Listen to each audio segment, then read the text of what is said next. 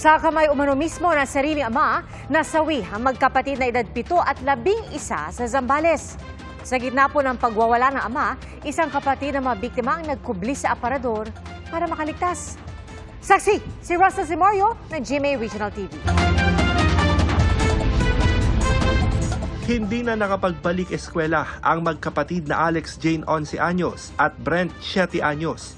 Heto't pinaglalamayan na ang magkapatid matapos patayin sa taga sa loob mismo ng kanilang bahay sa Iba, Zambales noong July 26. Ang masaklap, mismong ama nila ang kumitil sa kanilang buhay.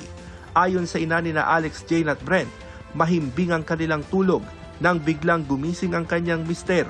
Nagpunta ang ama ng bata sa aparador at kinuha ang nakatagong itak, saka pinagtataga ang magkapatid.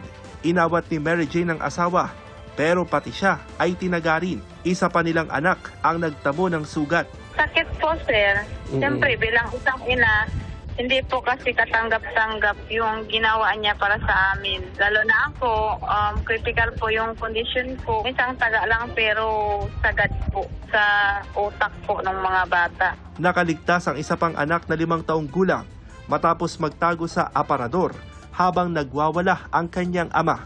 Palaisipan kay Mary Jane ang nangyari dahil hindi naman daw lasing ang kanyang asawa at hindi rin naman gumagamit ng illegal na droga.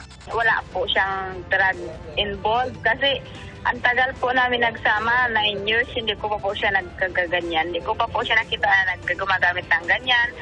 Ayon sa Iba Police, negatibo sa drug test ang suspect.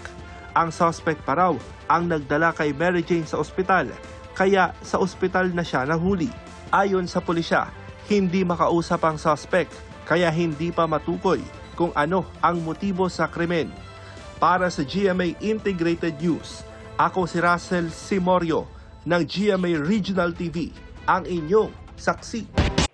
Mga kapuso, sama-sama tayong maging saksi. Mag-subscribe sa GMA Integrated News sa YouTube at para sa mga kapuso abroad, samahan niyo kami sa GMA Pinoy TV at sa www.gmanews.tv.